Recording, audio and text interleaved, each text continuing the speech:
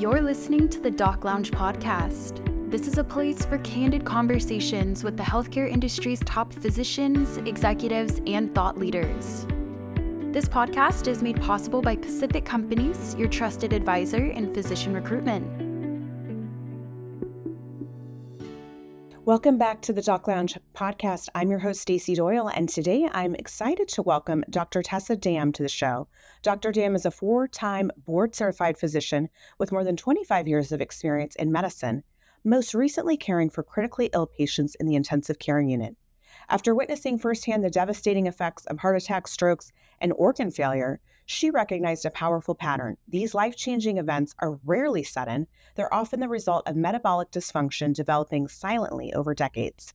That realization inspired her to shift from treating disease at the end of the road to helping people prevent it in the first place. Today, through her Metabolic Transformations program, Dr. Damm focuses on comprehensive Healthspan management, helping women better understand insulin resistance, mitochondrial health, metabolic flexibility, and the science of aging. She has a unique ability to take complex medical concepts and make them practical, actionable, and empowering. If you've ever wondered whether fatigue, brain fog, weight gain, or low energy are truly just part of getting older, this is a conversation you won't want to miss. Dr. Damm, welcome to the Doc Lounge podcast. We're so excited to have you here. Thank you. Happy to be here. I know you've spent, decades caring for some of the sickest patients in the ICU. So tell us, was there a particular patient or moment that changed how you thought about, health and prevention? Interesting question. Way to kick it off. The moment most people would probably expect me to relay would be something dramatic in the ICU. But honestly, the moment for me was sitting on the floor in my own mother's closet, sorting through her personal belongings after her sudden death. And that was a moment that for me brought together, I'm a visual person, so it brought together 3 pieces of my personal and professional life. And so if you can envision almost a Venn diagram, the professional piece was, as you just described, 25 years in healthcare, 10 or more of which were exclusively spent at the bedside in the ICU, taking care of patients in kind of on their worst days. Another portion was personally, and I hadn't really fully appreciated this until I put everything together. Personally, I experienced fairly dramatic shifts in my own health after having made unintentional, somewhat subtle shifts in my own nutritional strategy or diet. So I proved to myself the power of food as medicine. And then the third circle was the circumstances that led me there, sorting through my own mother's belongings after her death, which I had watched her for about a decade deteriorate and eventually die with dementia. And the intersection of all those 3 circles, as I see it and put them together, is metabolic dysfunction. It is what I had and was able to reverse without even knowing it before I realized it, what largely contributed to my own mother's dementia. And then also underlying metabolic dysfunction and chronic disease is what leads to about 70% of what eventually lands in an intensive care unit. So that was my moment of kind of fully realizing and seeing things a little bit for the first time from a different perspective. Right, because you always had the clinical experience and then you're combining it obviously with the most personal that there is. And it sounds like that was the moment where you said, okay, I want to change this up. Things need to be, go differently. So yeah, I think, anyone listening to this who's lost a family member, you certainly question, like, what is this all for? What am I doing? Who's going to be sorting through my personal belongings? What can I do to prevent a similar fate? Right? These are all questions that I think a lot of people grapple with. And it usually isn't until something happens personally that you really understand it from potentially a different perspective, but also ask different questions. So my question was, what can I do for myself, my family, and my patients to keep them from experiencing what I see in the ICU and certainly what I saw unravel with my mother? And I know this you were talking about this earlier. You said that, heart attacks, strokes, organ failures, that's usually the final chapter, but that's been, being written over decades. So what are those earliest chapters that you think most people overlook? Yeah, the single most unifying process, in my opinion, my professional opinion, is metabolic dysfunction, which is a little bit of a garbage bucket term. It's not very specific. When I use it, I'm specifically referring to insulin resistance, which is a condition that upwards of 88%, so rounding 9 in 10 of us have, adults, and most of whom have no idea. It is not screened for nor recognized. Can you ask for that screening and tell us how people out there listening would know, okay, wait, maybe I'm dealing with that? Sounds like most people are. Yeah.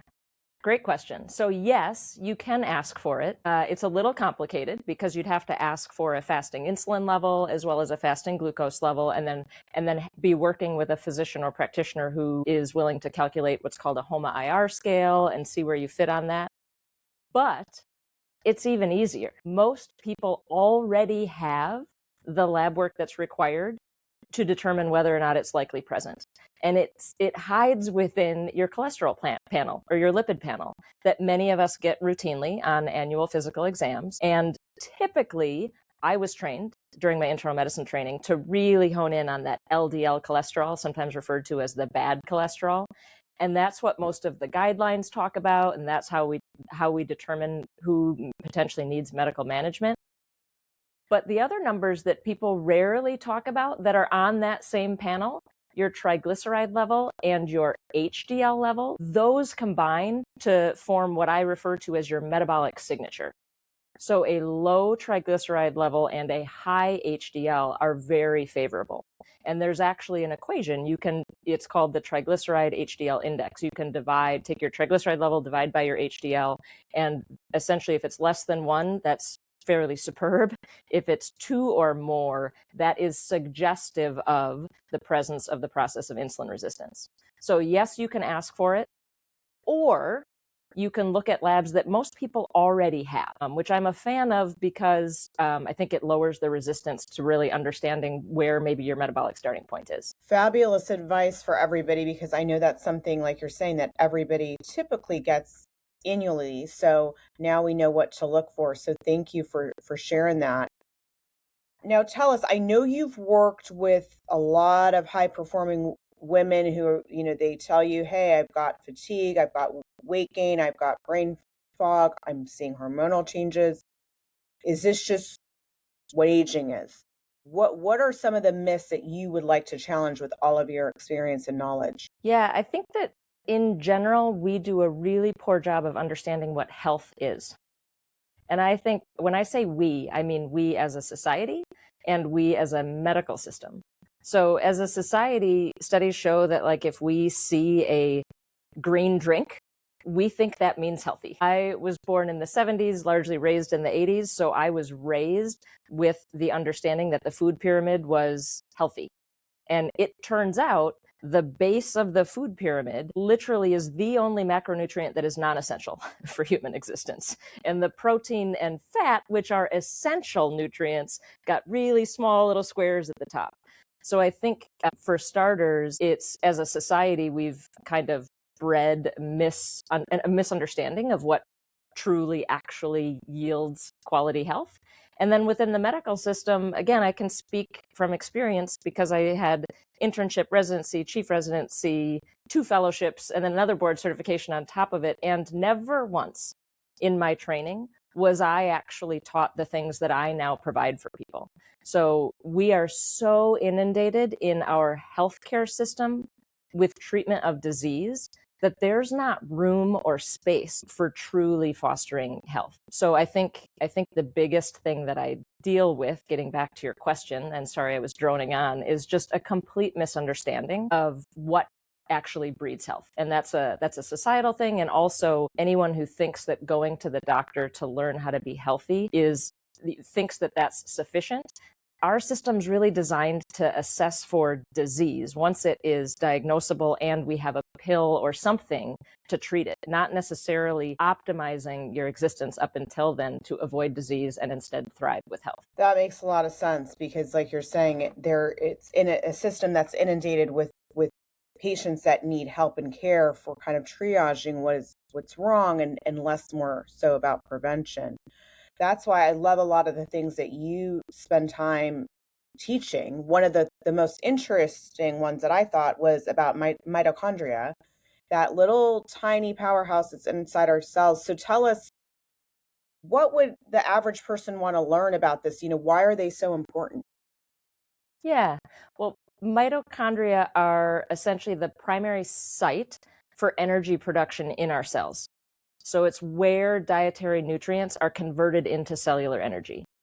And I'll be honest, I usually avoid using that term because it seems so abstract to most people. And they're like, mitochondria? I want to fit into my clothes. I want to feel energized. I want to, not be on prescription medications. How does mitochondria kind of fit into that? But in kind of taking a broader brushstroke, metabolism, the definition of metabolism is the sum of all chemical reactions that occur within the cells of a living organism to maintain life. That sounds important, right? And so I tie the two together with behaviors that we can do. So our metabolism is insanely complex, yet it responds very consistently to simple intentional signaling. So I talk a lot about speaking the language of your metabolism, understanding what signal you're sending by doing the things that you're doing. So why would one prioritize protein and fat in their diet? What does that do to your metabolism? How does it receive that signal and then perform for you? So that's how I kind of tie the two together, is an understanding that literally metabolism is needed for a living organism to maintain life, and then how you communicate that to a cellular level, but doing so through the understanding of we have control over that based on what we're doing in our everyday and metabolic signaling. Did that answer your question? It did. It's fascinating. And I think it really talks to the science about things that we're all trying to learn and understand, that you have really, embraced and helped educate, your patients on. So tell us, if there's somebody right now, that could be in their 30s, 40s, 50s, wanting to dramatically improve their long-term health, what are 3 high impact changes that they can start making right away? Yeah, I am a really big proponent of protein, and that's gaining more momentum in the common spaces. The reason I'm a proponent of protein, there are a few reasons. If you prioritize real food, protein rich, you satisfy an essential macronutrient. And all of us, once we tiptoe past the tender age of 30, we start losing muscle mass at a clip of about 8 to 10% per decade. And that rate increases even more at some point in the 6th and 7th decade. And the only way for us to rebuild and sustain muscle, in addition to some resistance training, is to provide amino acids. And the only way we get amino acids are through our diet and through protein. And so I'm a big proponent. Number one would be optimize your protein intake. And for those people who are plant predominant or choose a plant predominant diet for whatever reason, be aware that in general, plant proteins are less usable to the human body. We call that bioavailable than our animal proteins. And so you really need to account for the difference when you're trying to achieve a goal number. So number one is adopt a protein first nutritional strategy. Number two, I would say, and this one is what I did that had a profound impact, is just ruthlessly try to minimize or eliminate ultra processed foods from your diet. And I get it. Life is busy, and food, largely for periods of my life, I chose it because of convenience, right? Like what has staying power, a long shelf life that I can take with me, right, to the hospital, all the things. And everyone has different reasons. But when I made this change, somewhat unintentionally, and instead had like real food prepared rather than ultra processed food, it was striking. I have told this story before, but honestly, I had just graduated from medical school and was in my postgraduate medical training. So I had largely not been working out. Unfortunately, I didn't have the time in my week, but simply changing my food, I honestly thought I had cancer, because I had about a 15-pound weight loss in 2 to 3 months that I thought was unintentional. And I went to my doctor and my labs actually looked much better. And the great news is I didn't have cancer. But he was duped too. He didn't believe me. He's like, well, what have you changed? And I said, well, I'm eating better. And he didn't believe that was even possible. So that proved to me that many physicians underappreciate, because they don't see it often, the true dramatic impact that one's nutritional strategy can have. So we said number one was a protein first nutritional strategy. Number two is ruthlessly eliminate ultra processed foods. And the last one, I actually recommend people take a short walk after their largest meal. And the reason is this. It's doable for most people. It can be a leisurely walk, 10, 20 minutes max. And when your muscles contract, particularly in your legs, that helps absorb glucose in your bloodstream, independent of whether or not someone has insulin sensitivity or not. And so you almost bypass the mechanism of insulin resistance and pull glucose out of your bloodstream. And so going for a walk timed shortly after your largest meal of the day can really kickstart things for a lot of people. Okay, well, I just wrote all those down. That sounds like fabulous advice and things that are very doable and very manageable. And some of those are, like you're saying, inverse of what we've been, taught with the food pyramid and things like that. And it's just reshifting kind of the way that you think about how you're feeding yourself and giving yourself the right nutrients. So I really appreciate you sharing that. Now, tell us a little bit more where you are right now and, how you see the future of what you're doing. I mean, you've gone from obviously saving lives in the ICU, and now you're helping people avoid being there. Is this what is making you happy, and where do you see your future in medicine? Thank you for asking that. That's a great question. In some ways, I'm still navigating. I am trying to find that perfect balance. So yes, I do still work in the ICU, but far less than full time to enable doing what I'm doing. And I actually find both worlds very rewarding, although different. So when I'm in the ICU, I'm really kind of trying to help people survive, right? People arrive in the ICU with some sort of organ failure or near death, or they literally just were resuscitated and revived from death. And so survival is key, both for the patients and the ICU team, to be honest, because working in the ICU full time is a survival. You have to have survival mechanisms in and of themselves just to be there, right? You're working typically every other weekend, flipping back and forth between day shift and night shift, and working very long hours, not able to optimize your own nutrition, all of those things. So everything about the ICU, I would summarize as survival mode. And now I get to spend a portion of my professional time helping people optimize their metabolism, which allows me to see them thrive. So it's like survival versus thriving. And that, I've always been a woman of a little bit of extremes, and I really love the privilege of helping people in both spectrums and taking people who maybe didn't even know they had something that was keeping them stuck, showing them that, and empowering them to make the change themselves and then watch them thrive. That's incredibly rewarding. Well, you're very inspirational, and I want to just thank you for obviously everything you're doing to impact, the healthcare and lives of so many people out there. And obviously on the Doc Lounge podcast, we love hearing from physicians speak to other physicians about what's rewarding and what they found and kind of how they may have changed their path in medicine from a traditional approach to something, blended and new like you're doing. So it's really, really exciting and inspirational. Tell us, Dr. Damm, how can, our physicians and fellow audience stay connected with you? Yeah, you can find me on YouTube, Dr. Tessa Damm. There are links there to the website, metabolictransformations.com. You can email me, call the office. I'd love to hear from all spectrum of people who are looking for help, whether it's patients, whether it's other physicians, because again, this concept is not something that we are really taught in medicine. I know that there are a lot of physicians who hear this and they're like, what? Tell me more. So yeah, I'd love to hear from anyone. Well, we will link that all in our podcast, and want to thank you again, Dr. Damm, for your time. I know you're very busy, so thanks for joining us on the Doc Lounge podcast today. Thanks for having me, Stacey. Thank you to all of our listeners. If you would like to be notified when new episodes air, make sure to hit that subscribe button. And a big thank you to Pacific Companies. Without you guys, this podcast would not be possible. If you would like to be a guest, please go to www.pacificcompanies.com. Thank you.